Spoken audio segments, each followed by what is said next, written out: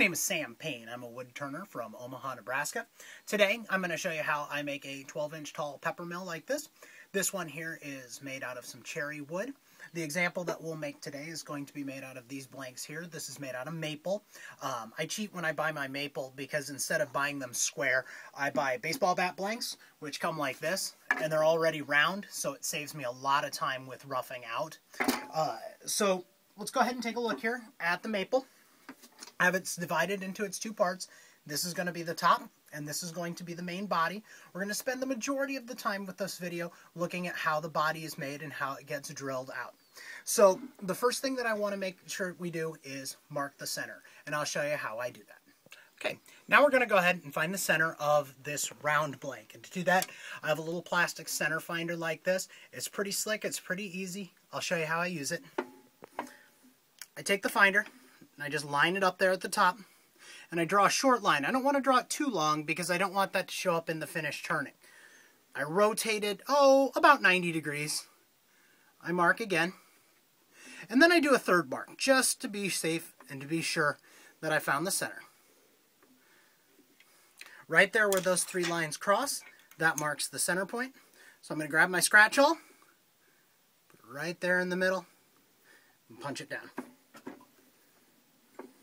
And that's how I find the center of a blank. Okay, now I'm going to show you how I put this on the lathe. And to start with, I do it between centers.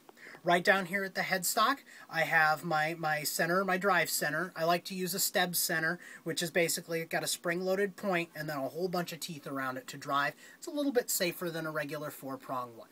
So what I'll do is I'll go where I have my center mark. I'm going to put that right there on that center point. I'm going to bring my tailstock up after that, and I'm going to match that up into that center where I just marked it a little bit ago. Lock the tailstock down. Drive that home so that it's very solid here between the head and the tailstock. I'll lock the tailstock. Test it out. We're pretty well balanced. We'll take care of the roughing next. Okay, we're going to go ahead and rough this out now. And it's already round, so it's going to be pretty quick with this. But it's not quite balanced. So we're going to do that really quickly on the lathe. Turn it on.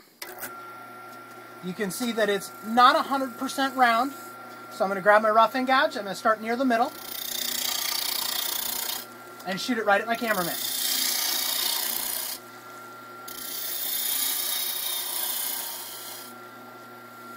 Right there. That's pretty round down at that end. I'm going to swing my tool rest down to the tail end, and I'm going to do the same thing again.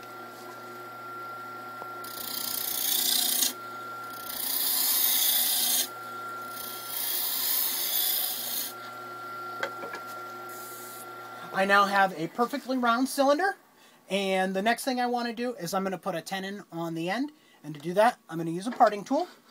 So I start down here at the headstock, I lock my tool rest in place, and I want to turn a tenon down at this top end here because I'm going to hold that in a chuck so that we can get it drilled in, and I'll show you that here in just a second.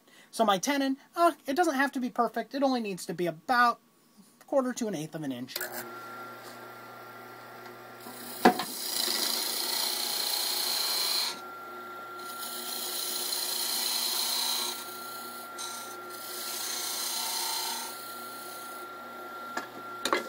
That little tenon right there is going to be held in place with the chuck.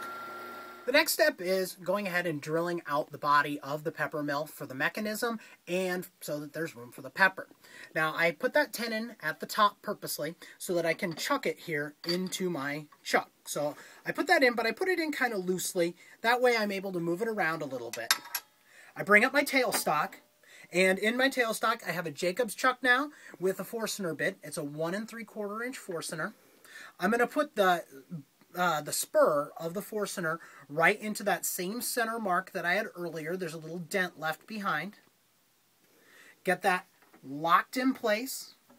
Come back to my headstock and really tighten that down.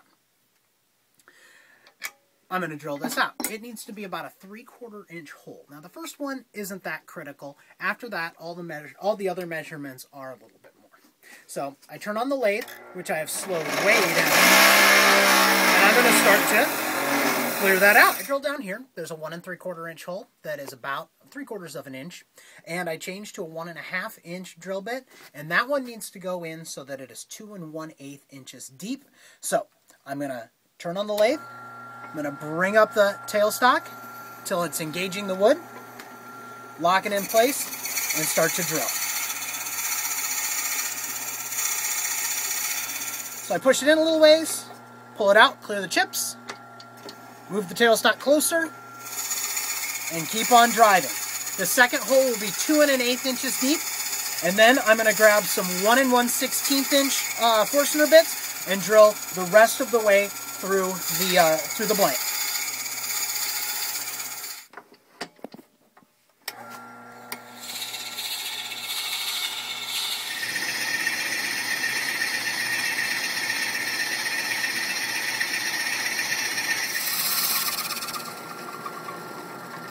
Well, that's it.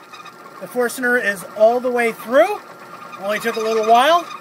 Now I get to pull it out, and we're going to reverse that the blank in the lathe here, and we'll start forming up the body. All right, we've got a hollow tube now. And the next step is we're going to chuck this back into the lathe. Now, earlier we had the top of the mill down at the headstock. We're going to reverse that now. I've changed the teeth in my chuck into the stepped teeth, and that's going to open up down into the hole that we drilled out earlier. So, mount that on there. Open up those teeth.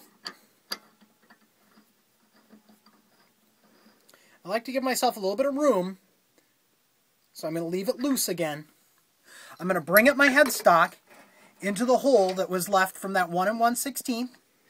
Get that in there fairly tight. You can see that was the tenon where the chuck was holding on a little bit ago. And I'm going to tighten this end in. I don't want to go too tight because I don't want to blow that wood out. But I want to get it in there solidly. Now you can see that the blank is a little bit out of round, a little bit wobbly here because the hole got a little off center. So I'm going to use my roughing gouge again, just like I did earlier. And I'm going to re-rough this down into a good cylinder.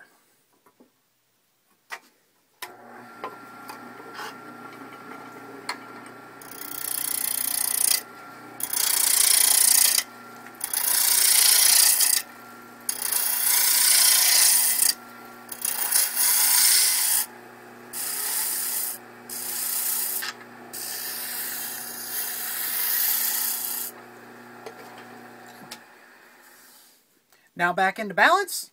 We've got holes that are centered. We're ready to go ahead and start marking some dimensions on this, and that'll be our next step.